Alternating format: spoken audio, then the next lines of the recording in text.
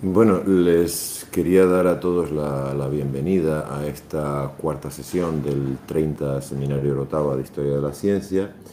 Y en esta ocasión es una ocasión un poquitito más especial que las de otros días, simplemente porque nuestra conferenciante es también, aparte de invitada ilustre, pues es la rectora de la Universidad de La Laguna y, por lo tanto, también patrona de esta nuestra fundación. Así que digamos que forma parte del equipo del patronato de la Fundación Orotava. Y estamos muy agradecidos de que no solo intervenga con nosotros para ayudarnos en la gestión y administración que le compete, sino que además se ha dejado invitar como ponente para hablarnos de lo que es su especialidad, en lo que ella es experta, que es en inteligencia artificial. Rosa Aguilar Chinea actualmente es catedrática de Ingeniería de Sistemas y Automática en la Universidad de La Laguna, aunque se licenció en la Universidad de Las Palmas en Informática y se doctoró en esta, de La Laguna.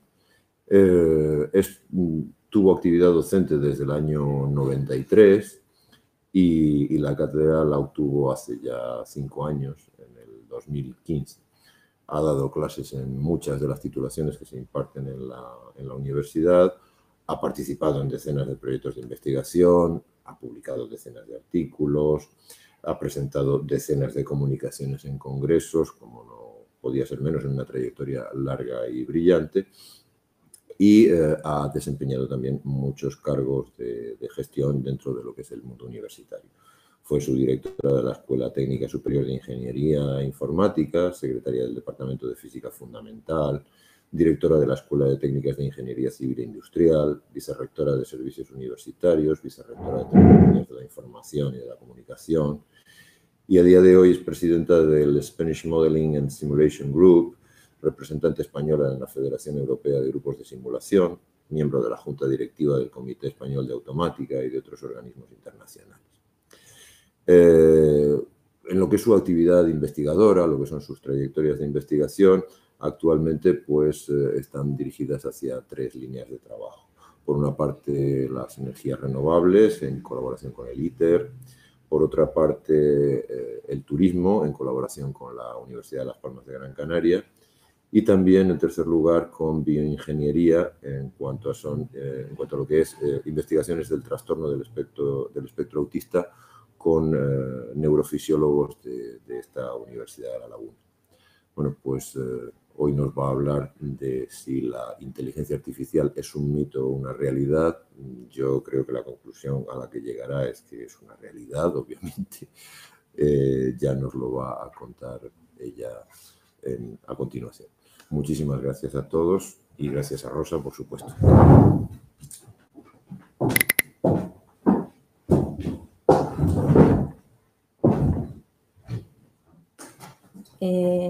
Muy buenas tardes a todos y todas. Darle las gracias a la Fundación por permitirme estar aquí pues hablando de lo que me gusta y bueno, ver si esto de la inteligencia artificial es un mito o una realidad. Alguien acaban de comentar que era una realidad. Yo no lo tengo tan claro. La charla es un poco diferente debido a esto de la pandemia y no les puedo ver las caras, pero sí que voy a ir haciendo como preguntas a lo largo de la exposición, váyanselas respondiendo y si no al final pues vamos viendo cuál es la respuesta a esas cuestiones. Quiero empezar la charla pues con el texto de una canción que dice algo así como: queridos amiguitos, en este mundo todo está bajo control. ¿Todo? No. Una aldea poblada por irreductibles galos resisten ahora y siempre al invasor con una poción mágica que los hace invencibles. ¿Sabemos qué población es esa?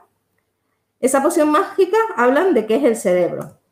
Pues ciertamente no, tenemos a un poblado de galos que fueron los únicos que consiguieron pues resistir pues la invasión de los romanos y el truco estaba en una poción mágica.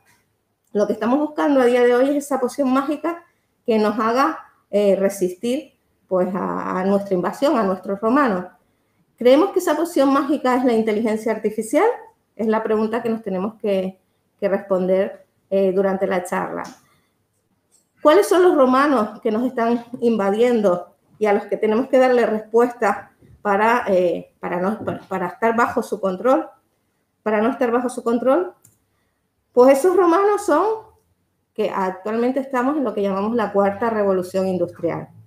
Hemos pasado por 3 revoluciones industriales. Empezamos con la máquina de vapor, que se introduce en la industria textil y demás, y permite mecanizar pues toda esta industria y hace avanzar pues esta primera revolución industrial. Pasamos a una segunda revolución industrial, donde aparecen las primeras generaciones de electricidad y donde hacemos una producción de productos en masa para, evidentemente, bajar precios y ser más eficientes.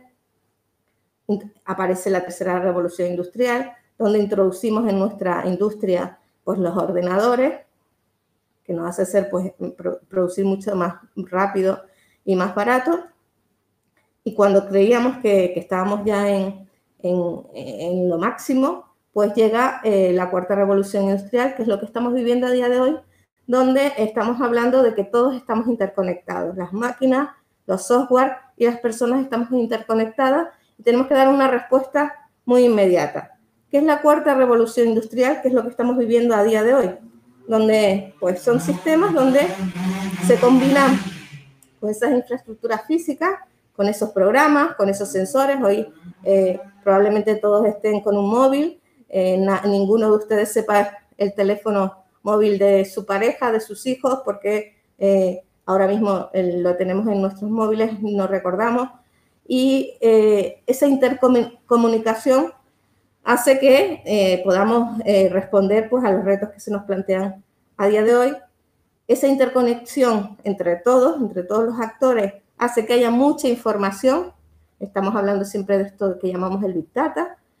Esa información hay que darle valor, tenemos que saber utilizarla, porque básicamente lo que queremos es dar respuestas automáticas ante los retos que nos llegan continuamente. En este caso, el Internet de las Cosas, que no es otra cosa que todos estemos interconectados, todo el mundo, esta globalización, pues va a jugar un papel fundamental. Básicamente en esta cuarta revolución industrial, donde hemos visto que tenemos muchos datos, porque todos estamos interconectados, hardware, software y los expertos humanos, lo que buscamos es que el consumidor esté en el centro del sistema. Ahora lo que queremos es que cada uno de los individuos quieren vivir experiencias únicas, hechas para ellos. Ya no estamos hablando de producir en masa, porque yo quiero mi coche con el techo azul y las ruedas rojas. No quiero el coche igual que mi vecino. Entonces tenemos que adaptarnos a dar respuestas únicas, inéditas a cada uno de los usuarios. Personalizar esa producción, tanto de servicios como de productos, y por lo tanto tenemos que ser muy flexibles a la hora de responder ante las necesidades que se nos plantean. Ya no nos sirve esto de fabricar en masa, en lote, y tener un stock e ir dando ese servicio, ese producto en ese stock, sino que tenemos que conseguir fabricar en lotes de uno, pero que siga siendo eficiente, que sea económicamente sostenible, ¿no? Además, esas exigencias nos van a llegar por todos los canales. No es que tengamos un espacio físico al que llega pues, el cliente que nos quiere pedir algo, sino que vamos a tener que atenderlo ahí, por teléfono, a través de la web, a través de las redes sociales, nos exigen que estemos conectados. En definitiva, el cliente, el individuo es el que está cambiando las reglas del negocio. Nosotros tenemos que dar respuesta a eso. ¿Cómo le podemos dar respuesta? Pues es la poción mágica que estábamos buscando. Le preguntamos a Panorami a ver si nos dice. Y parece ser que, porque básicamente lo que queremos es reaccionar rápido ante los cambios, continuamente, y ahora lo estamos viendo, ¿no? La realidad va demasiado rápido, los problemas van demasiado rápidos y tenemos que darle respuesta a esos cambios tan rápidos. Tenemos que ofrecer soluciones individualizadas, no nos sirven las mismas soluciones para todas las realidades tan diferentes que hay. y ser eficientes, ¿no? La triple hélice de la sostenibilidad. Una sostenibilidad económica, una sostenibilidad social, nadie se puede quedar fuera, y una sostenibilidad ecológica. Tenemos que cuidar el planeta sobre el que estamos. Para dar respuesta a eso, pues evidentemente le preguntamos a Panorami y él dice que se basaba, ¿no? Esa canción nos dice que la marmita esa que tanto daba a sus galos para que resistieran era básicamente el cerebro, ¿no? Entonces lo que queremos es hacer uso de la inteligencia artificial, del cerebro artificial, para poder responder en tiempo y forma pues, a los retos actuales que nos presenta la realidad tan cambiante en la que vivimos. Entonces, lo primero es saber qué es inteligencia artificial, que hay en esa olla que preparaba Panorami a los galos. Pues la inteligencia artificial es una disciplina que es multidisciplinar, donde participan distintas áreas, las ciencias de la computación, las matemáticas, la lógica, la filosofía, y en definitiva lo que pretende es crear, diseñar, pues, máquinas que sean capaces de resolver los problemas como lo haría un experto humano, basándose en el paradigma de la inteligencia humana. Básicamente lo que queremos entonces es tener una máquina que se comporta ante un problema como lo haría un experto humano. Si eso es así, el experto humano, ¿qué es lo que tiene o cuál es su herramienta, su estructura que le hace responder, aprender y responder ante los retos? El cerebro. Entonces, para construir máquinas que se comporten como los humanos, me surge la primera pregunta. ¿Tenemos que hacer cerebro, máquina, o sea, reproducir en una máquina el cerebro humano? La pregunta es, si el cerebro está formado por neuronas que están todas interconectadas, tenemos que conseguir hacer eso en una máquina para conseguir que responda igual que lo haría un experto humano. O no. Vamos a intentar conseguir que la máquina responda como lo haría un experto humano, una herramienta de la inteligencia artificial, de la misma forma que se consiguió volar. Cuando los humanos dejamos de imitar a los pájaros aleteando las alas, fue cuando conseguimos volar. Pues a lo mejor aquí, para conseguir inteligencia artificial, tenemos que obviar cómo es un cerebro y sencillamente comprender qué es la inteligencia artificial y construir una inteligencia artificial que responda igual que lo haría un experto humano, pero no con el mismo cerebro, con el mismo hardware. Pues según cómo contestemos a esta pregunta, tenemos las dos ramas de la inteligencia artificial. La rama conexionista es la que dice que tenemos que reproducir las estructuras del cerebro en una máquina para tener inteligencia artificial, y la rama simbólica es la que dice que no, que sencillamente tenemos que ver cuáles son las relaciones causa-efecto para construir en una máquina una herramienta que responda a los problemas como lo haría el experto humano. En la transparencia, si se ven, en la parte conexionista tengo a Obelis y en la parte simbólica a Asterix. Vamos a ver si al final de la charla sabemos por qué hemos colocado cada uno de ellos ahí. Bueno, pues la parte, cómo vamos a responder a esa pregunta ya lo he comentado. La parte simbólica responde que no hay que reproducir el cerebro humano. Se aleja de ese hardware biológico para buscar los principios generales de la inteligencia humana, mientras que la parte conexionista intenta replicar ese cerebro humano en una máquina. Empezamos por la parte conexionista, por Obelis. Como todos sabemos, el cerebro humano está formado por neuronas. En la transparencia, pues vemos esa neurona, ¿no? El núcleo de la neurona, las dendritas, que tiene como un axón que se conecta con otras neuronas. ¿Qué es lo que vamos a hacer para conseguir que la máquina replicar esta neurona en una máquina? Pues lo que hemos hecho siempre, conseguir un modelo matemático que replique esa neurona. Si se fijan en la parte de abajo, pues tenemos cómo podría ser el modelo matemático similar al de la neurona. Tenemos las entradas, las dendritas, X1, X2, X3, que serían las señales que le llegan a la neurona, en este caso a nuestra neurona artificial, que es un modelo matemático. Esas señales son multiplicadas por unos pesos, por los que están ahí W1, W2, W3, que quiere decir pues la fuerza con la que esa señal va a llegar al centro de la neurona. Después en el centro tenemos una función y la suma de todas esas señales que le llegan a la neurona multiplicadas por esos pesos y pasados por esa función nos va a dar la salida de la neurona. Pues si recibo como señales 1, 3, 4, 7 y 8, a la salida me puede dar un 3, o un 25, o un 12, que sería lo equivalente a que en una neurona, una vez que recibe unos estímulos de entrada, dé una salida, pasado a un modelo matemático. Evidentemente, nuestro cerebro no está formado por una sola neurona, sino son muchas neuronas. ¿Cómo están conectadas esas neuronas? Pues la salida de una neurona la conectamos a la entrada de otra y así formamos esa red de neuronas. Una red neuronal en base a estos modelos matemáticos, que son básicamente modelos matemáticos, donde la salida de la siguiente neurona estaría igualmente una función, la salida de una función, en función de las entradas que le llegan, multiplicadas por unos pesos y pasados por esa función. Una vez que sabemos cuál es el modelo matemático de una red neuronal, como sabemos que en los cerebros humanos lo que tienen son millones y millones de neuronas, pues lo que tenemos que hacer es poner millones y millones de neuronas juntas con la estructura que nosotros consideremos. En la pantalla vemos distintas estructuras que corresponderían a distintos modelos de redes neuronales, o sea, de cerebro, modelos matemáticos. ¿Qué pasa? Hasta aquí está todo bien, pero ¿cómo sabemos que responden a los problemas que queremos como lo haría el experto humano?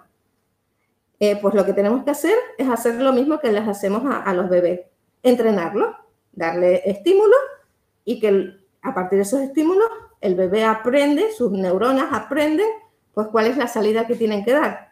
Pues en este caso, con las redes neuronales tenemos que hacer lo mismo. Tenemos que darle estímulos y enseñarle a la salida que tiene que dar. El proceso de entrenamiento de una red neuronal, pues como símil podemos verlo, pues cómo sabemos los valores de una función de una línea recta. Una línea recta, nosotros podemos hallar su pendiente y su desplazamiento sabiendo cuáles son dos puntos por los que pasa esa línea, ¿no? En el recuadro amarillo, pues podemos ver dos puntos y podríamos hallar la pendiente y el B en función de esos dos puntos. ¿Qué pasa? En la red neuronal tenemos que hacer exactamente lo mismo, pero no tenemos solamente dos variables para averiguar, sino tendríamos que averiguar esas W, los pesos por los que multiplicamos cada una de las señales que le llegan a las neuronas, incluso la función por la que pasa la neurona, ¿no? Que pueden ser variadas. ¿Cómo aprendemos esos pesos? Inicialmente, cuando nosotros definimos, en el caso inicial, definimos el modelo de nuestra red neuronal, las entradas serán los estímulos que lleguen, pero los pesos, los W1, 2, 3, 4, inicialmente los ponemos de forma aleatoria. Es un bebé que acaba de nacer, no sabe. Con lo cual, la salida de esa función será una salida aleatoria. ¿Qué tenemos que hacer? ¿Qué tenemos que conseguir? Tenemos que conseguir datos para que los pesos sean aquellos que nos den la salida que queremos. Si nosotros queremos entrenar una red neuronal para que sepa identificar gatos en fotografía, ¿qué hacemos? Pues a la entrada le ponemos una fotografía de gato. Esos pesos y vamos buscando cuál es la salida de esa función. Las entradas las multiplicamos por los pesos y a partir de esos pesos lo pasamos por la función. Eso va a la siguiente neurona y así hasta que tenemos el dato al final de la red neuronal. Si es un gato y decimos que si la red neuronal es 1, da gato, lo consideramos gato y la red neuronal da 1, lo ha dicho, ha dado un valor correcto, decimos que ok. Si nos da 0 y resulta que es un gato, tendría que haber dado 1, tendríamos que corregirla. Entonces, para eso vamos hacia atrás con distintos algoritmos que básicamente son pues derivadas de una función. Hay mucha matemática detrás, no hay nada de magia, aunque pueda parecer. Vamos hacia atrás, derivando, buscando cuál es la pendiente en la que nosotros modificando esos pesos vamos a conseguir que en vez de 0 diera 1. Entonces, le metemos otra foto, le metemos una foto de un perro y sale gato. Pues vamos para atrás modificando. Le metemos una foto de un gato en otra posición y sale gato. No hay que modificar nada. Y así. ¿Qué es lo que estamos haciendo? Introduciéndole muchos datos y a partir de esos datos vamos corrigiendo los pesos de esta red neuronal de forma que al final del entrenamiento la red sepa distinguir claramente en una fotografía cuando hay un gato de cuando no lo hay. Evidentemente, en este tipo de sistemas, lo que tenemos que hacer es tener muchos datos para entrenar, porque son muchas variables, muchos pesos en este caso, los que tenemos que saber cuál es su valor. Ejemplos, por ejemplo, en el tema de que estábamos hablando de neurofisiología, en el que trabajamos. En cada una de esas líneas de investigación en las que trabajo, utilizo las mismas técnicas, porque al final es información que se maneja de una forma muy similar. En este caso, hay 5 señales, y concretamente la última corresponde al electroencefalograma de un feto, y las 4 anteriores es el electro cogido en la barriga de la madre. La idea es aprender cómo se comporta el electroencefalograma del feto sin tener que hacer una actividad invasiva, sino a partir de las señales obtenidas en la barriga de la madre. Pues, si tenemos datos de casos concretos, los entrenamos. En este caso tendríamos que la señal 1, 2, 3 y 4, que son las señales cogidas en la barriga de la madre, es la entrada a la red neuronal. La señal 5, que es la salida del feto, una salida real, un caso real, es la salida del electroencefalograma, y les metemos esas entradas y vamos corrigiendo cuando no nos dé el valor adecuado. Lo mismo pasaría, por ejemplo, este es un tema, el mismo metodología, pero para determinar la generación de un campo eólico.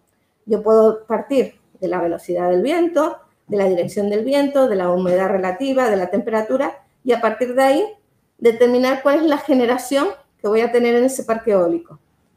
¿Qué hago a priori? Pues aprender del pasado, aprender de los datos que tengo. Le meto como entrada a la red neuronal pues la velocidad, dirección del viento, humedad relativa y temperatura, y la red neuronal es capaz de decirme cuál va a ser la generación de ese campo eólico. Evidentemente, para entrenarlo necesito muchos datos.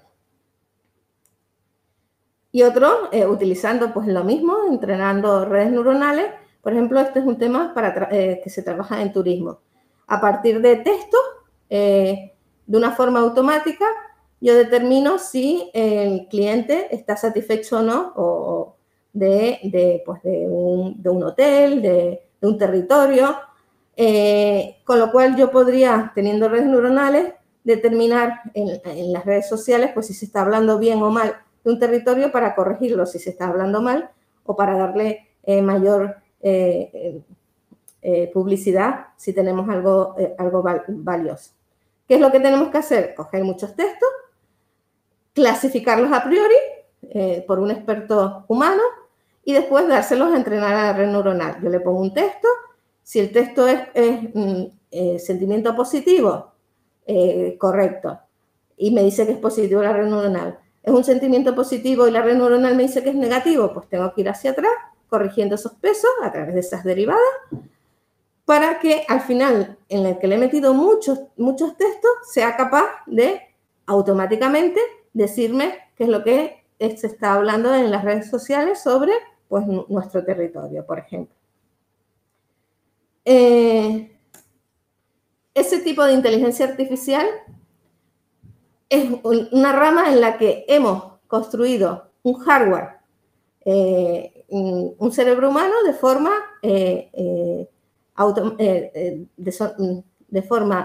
artificial, donde hemos aprendido a partir de datos, de muchos datos. Realmente lo que hay detrás de esa red neuronal es una función con muchos parámetros que a través de todos esos datos somos capaces de entrenarlo y de averiguar pues, cómo funciona. está la otra rama de la inteligencia artificial, que son los métodos simbólicos. Porque en el caso, por ejemplo, de redes neuronales que nos determinan si un texto que habla sobre un hotel es positivo o negativo. La red neuronal nos dice que el texto es positivo, pero si le preguntamos que por qué es positivo, pues no va a saber decirnos. Lo más que nos va a poder decir es que el peso de la primera neurona es 0,4, el de la segunda es 0,7, nos habla de parámetros, de valores. Sin embargo, nosotros, como entendemos el razonamiento, es pues como el que ponemos ahí, un galgo es valioso si es padre de otro que sea, de otro galgo que sea rápido. O sea, razonamos en función de causa-efecto. Si hace frío, cerramos la ventana. Entonces, esa es la parte de la inteligencia artificial simbólica, en la que intentamos buscar todas las relaciones que hay, todas las causas que hacen que ocurra tal otra cosa. En este caso, nos interesa pues trabajar, los humanos trabajamos con datos inciertos, borrosos. Entonces, solemos utilizar mucho estos métodos simbólicos, esta parte de la inteligencia artificial, con lo que llamamos la lógica borrosa, ¿no? Que sencillamente las matemáticas concisas es un caso particular de la lógica borrosa. Habitualmente, cuando los seres humanos trabajamos, manejamos situaciones, lo hacemos con razonamiento impreciso. Hablamos de, por ejemplo, si el caudal es muy poco, girar mucho la llave a la izquierda. Pero no hablamos de si el caudal es 2 litros por segundo, cerrar 64 grados. No, hablamos de mucho, poco, frío, caliente, templado. Con lo cual, que es mucho más fácil para nosotros a la hora de inferir la solución al problema planteado. Pues eso es lo que vamos a intentar hacer con estos métodos simbólicos utilizando lógica borrosa, esas matemáticas borrosas, que nos permiten pues, definir los elementos de un conjunto borroso, no como un elemento pertenece al conjunto sí o no. Por ejemplo, si hablamos del conjunto de la gente joven, esto es un ejemplo pues, que nos toca un poco de cerca a todos los jóvenes que estamos aquí. Y cuando diga las edades, pues ya. Entonces, podemos considerar en la teoría de conjuntos concisos que la gente joven es pues, aquellos que tienen menos de 20 años. Evidentemente, eso no corresponde con la realidad, porque si tú tienes 20 años y un día, dejas de ser joven. No parece ser la realidad que queremos modelar. Entonces, si hablamos de teoría de matemáticas borrosas, lo que estamos hablando es que tú tienes un grado de pertenencia a ese conjunto, ¿no? Entonces, alguien que tiene 25 años, pues tiene un grado de pertenencia de 0,5 o como se establezca, según nuestros intereses, al conjunto de la gente joven. Tú no dejas de pertenecer sí o no, sino que tienes grados de pertenencia a medida que te alejas, por ejemplo, de ese 20, pero esto se puede definir según quiera el ingeniero de conocimiento que lo esté estableciendo. Pues a medida que nos alejamos, por ejemplo, del 20, vamos a tener menos grado de pertenencia del conjunto de gente joven y a medida que nos acercamos, más. Pero es que es más. Alguien con 25 años pertenece al conjunto de gente joven, pero también puede, con un grado de pertenencia, pero también puede pertenecer al conjunto de gente adulta con otro grado de pertenencia. Y se pueden disparar distintos eventos perteneciendo a los dos conjuntos. Con lo cual, al final, con los métodos simbólicos, la lógica borrosa nos permite entonces hablar de variables lingüísticas y valores lingüísticos. Si hablamos de temperatura, podemos hablar de la temperatura como muy fría, media, templada, que es como habitualmente hablamos los humanos, está más próximo a nuestro lenguaje natural, perdemos precisión, pero conseguimos abordar problemas de mayor complejidad, que es lo que queremos. Y hablamos de temperatura muy fría en vez de hablar de menos 4 grados, menos 5 grados, 0 grados. Y hablamos que, por ejemplo, una temperatura de 4 grados puede ser muy fría, pero además ser fría, tener distintos grados de pertenencia a los distintos conjuntos. Y con eso al final lo que tenemos es conseguir definir aquellas reglas que nos permitan resolver pues, el problema que queremos resolver. Por ejemplo, en renovables, a nosotros nos interesaba conocer cuál era la activación de los electrodomésticos para saber la demanda de energía en los distintos periodos. Entonces, somos capaces de definir unas reglas que en función del horario, si es diurno o nocturno, del tramo del día que estemos, la generación de la demanda de energía va a ser una concreta porque vamos a definir las reglas de comportamiento de cada uno de los individuos en sus viviendas. Si es de noche y es la hora de la cena, pues encendemos el horno, las luces de la cocina y razonamos en base a ese conocimiento. Evidentemente, hay que establecer todas las relaciones causa-efecto, mientras que en el caso conexionista nosotros no teníamos, el ingeniero de conocimiento no tiene que establecer esas relaciones porque la propia red neuronal las aprende a partir de los datos. En este caso, tenemos que establecer todas esas relaciones. Nos sale, para encontrar la solución a un problema, un árbol de búsqueda muy grande que con ese conocimiento heurístico que tenemos los expertos, los humanos, podemos podar. En este caso es también las distintas reglas establecidas para saber si un comentario en una red neuronal va a tener impacto o no en los distintos usuarios. Aquí tenemos a Asteri, que es el representativo, mientras que en el caso de la red conexionista teníamos a Oveli. Y entonces la pregunta es, ¿por qué en un lado uno y por qué en el otro lado el otro? ¿Por qué Asteri es la parte simbólica y por qué Oveli es la parte conexionista? Es la parte de la charla en la que sería mucho más interesante, pues eso, ¿no? Que cada uno me propusiera qué es lo que ha visto, pero como no podemos hacer, pues voy a seguir hablando yo. Lo bueno de las redes neuronales es que ellos aprenden solas.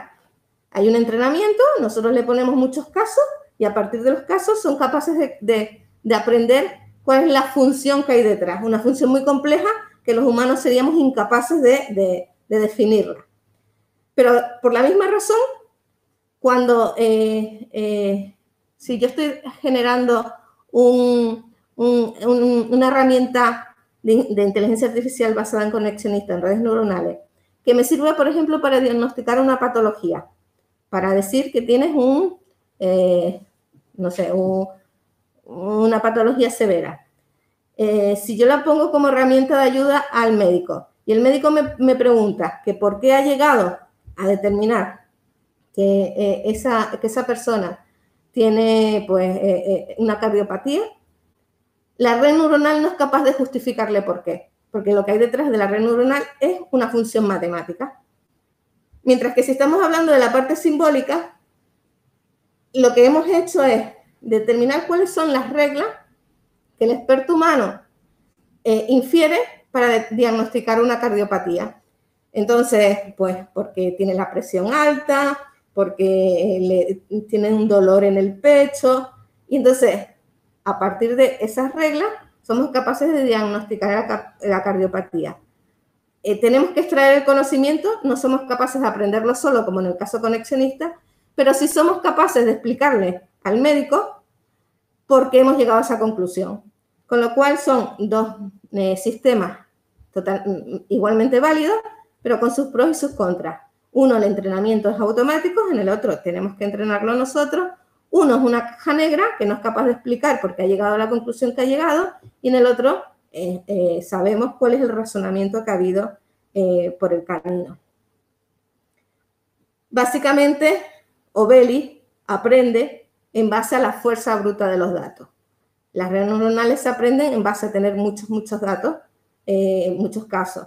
Mientras que a Asteri hay que explicarle por qué hay que llegar a un determinado camino, como las reglas, el árbol de la búsqueda de las soluciones, se nos puede crear un árbol gigante. Si esto pasa, pero si no pasa lo otro y demás. Entonces tiene ese cuchillo para podar ese árbol de búsqueda que nos lleve a una solución aceptable, aunque no necesariamente tiene que ser la mejor. Con lo cual hay dos ramas de la inteligencia artificial, las dos igualmente válidas, con sus pros y sus contras. Ahora mismo, ¿cuál es la que está teniendo mucho más resultados? La parte conexionista, básicamente porque tenemos muchos datos de los que aprender y tenemos máquinas potentes que nos permitan ese entrenamiento, que es lo más complicado, ¿no? Esas derivadas, hacer esas derivadas de esas funciones tan complejas y que sean capaces de llegar a converger, ¿no? Que básicamente lo que hace el proceso de entrenamiento es buscar el mínimo de una función. Pues a día de hoy eso es lo que llamamos además aprendizaje profundo, cuando tenemos muchas neuronas todas conectadas y debido al gran número de datos, pues es lo que está teniendo mayor resultado. Y yo creo que esto era un poco lo que les quería comentar. Estoy pues abierta a cualquier consulta. Evidentemente no es lo mismo que si estuviéramos presencialmente, que es como, esto es más interesante. Bueno, ya saben que pueden intervenir para hacer cualquier pregunta. Yo voy a aprovechar la ocasión y ya que estoy, pues le hago una pregunta a Rosa.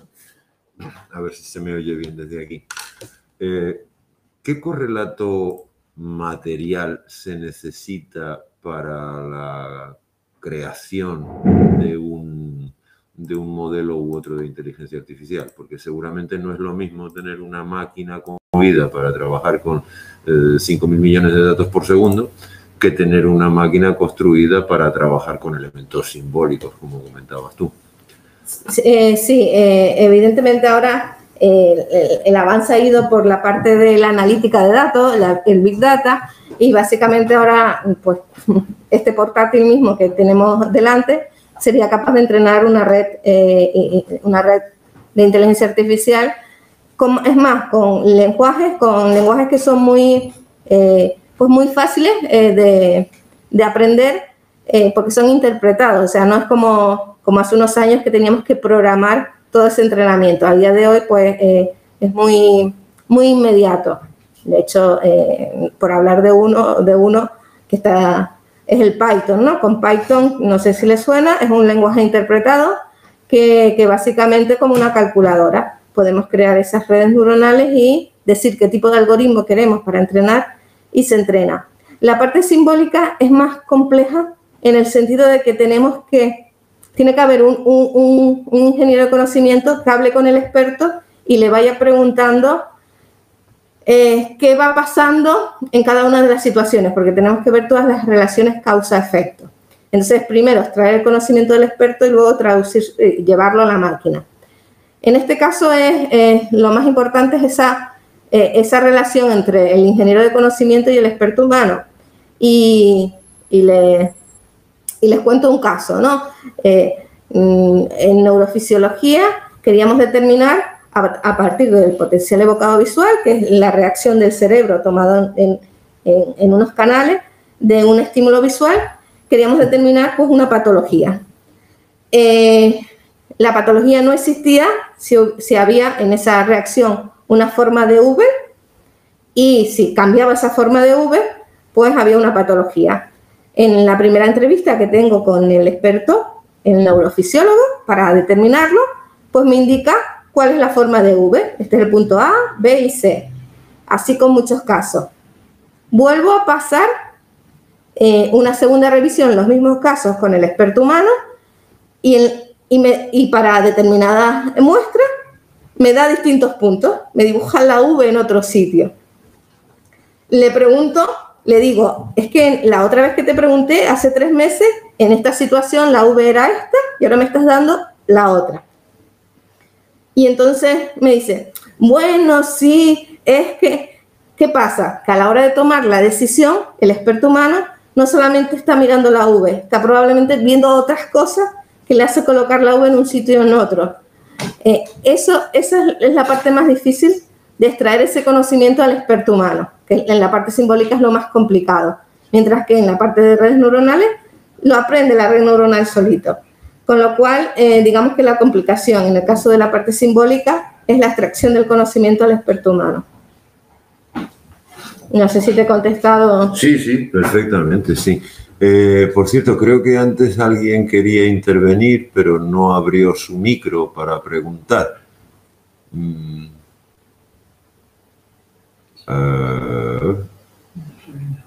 Pues no lo sé.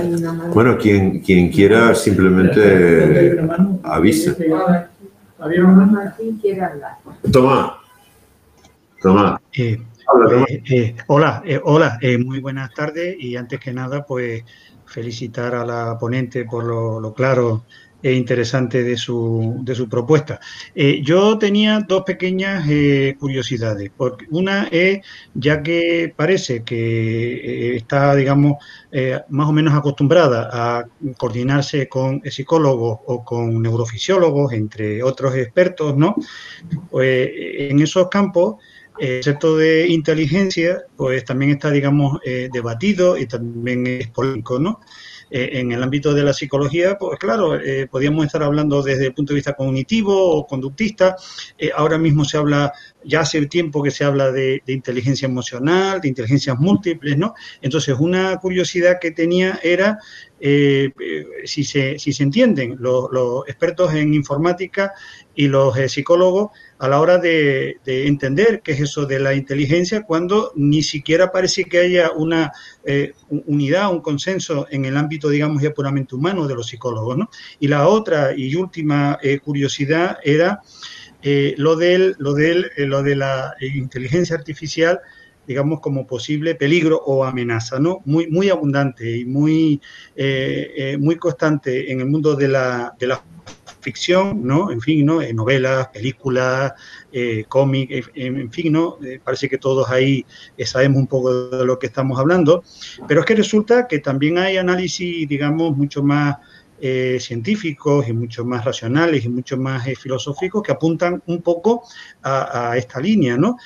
No sé, algunas declaraciones incluso de Stephen Hawking, ¿no? O algún experto en filosofía de la mente, todo el tema del poshumanismo, y entonces, pues ahí parece que hay quien apunta que si una inteligencia artificial se pudiera convertir en lo que determinados autores llaman una superinteligencia, pues se podría dar el caso que tanto han, digamos, previsto o adelantado los literatos y cineastas, ¿no? Esas eran mis dos curiosidades y, por supuesto, pues dar las gracias, ¿eh? No, muchas gracias a ti por participar y hacer esto un poco más cálido, ¿no? Porque a través de la pantalla es un poco, pues, diferente. ¿Qué es inteligencia artificial? ¿Qué es inteligencia, no? No artificial, sino ¿qué es inteligencia? Es la primera pregunta. Evidentemente, según a quien se lo pregunte, te va a dar definiciones diferentes y no nos vamos a poner nunca de acuerdo. La inteligencia es algo poliédrico que va a significar diferentes cosas para las distintas disciplinas.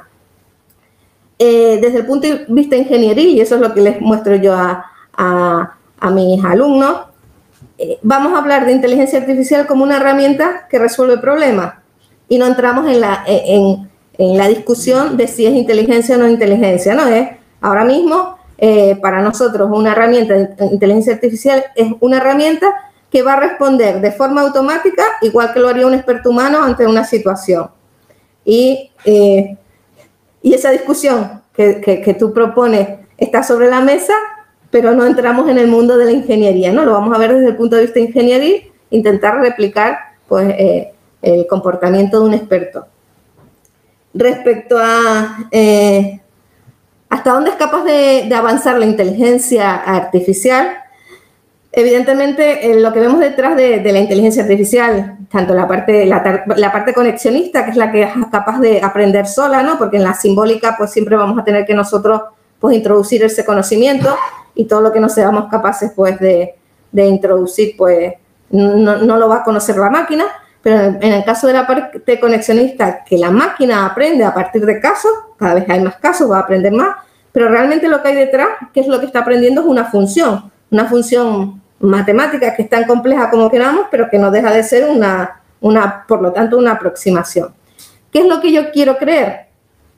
Que el humano siempre va a ir por delante de la máquina, porque si nosotros estamos haciendo que estos sistemas aprendan, nosotros también estamos aprendiendo, estamos evolucionando. Entonces siempre vamos a ir un paso por delante de las máquinas.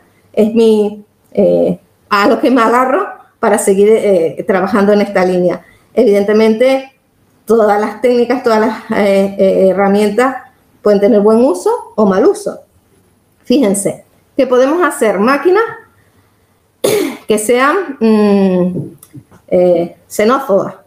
Si nosotros los datos que le ponemos para entrenar están sesgados o machistas, por ejemplo, si nosotros cogemos los datos de determinados sitios y están sesgados, le vamos a enseñar a la máquina a un comportamiento sesgado. Con lo cual, evidentemente, si creemos como dogma de fe lo que salga de cualquier herramienta que hemos construido, vamos a cometer los errores que tienes cuando tú lo has entrenado con datos sesgados, ¿no?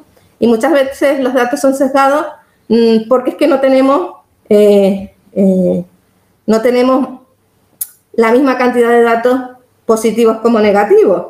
Y desde el momento que no calibras bien y como necesitas muchos datos, pues ese, por ejemplo, es uno de los grandes errores y hándicaps que podemos tener a la hora de crear un sistema conexionista, ¿no? ¿Con qué datos los vamos a entrenar? No puede estar sesgado, y si están sesgados vamos a tener un dispositivo sesgado que se va a comportar como nosotros lo hemos entrenado, ¿no? Evidentemente lo que tenemos que hacer es construir máquinas que respondan de forma correcta y darle un uso correcto a estas técnicas, que sí que nos van a ayudar mucho en muchísimas cosas, en darle valor a los datos, ¿no? Ahora mismo tenemos mucha información, muchos datos que se terminan perdiendo, que nos pueden servir, pero para el día a día, para la administración. ¿Cuánto tiempo nos pasamos nosotros pues rellenando cosas, infiriendo que las pueden hacer las máquinas? Porque son, lo que hay detrás es un modelo muy sencillo que ellos pueden aprender. Eso es lo que tenemos que conseguir que hagan esta inteligencia artificial y nosotros seguir pues infiriendo conocimiento nuevo y por lo tanto yendo por delante de las máquinas.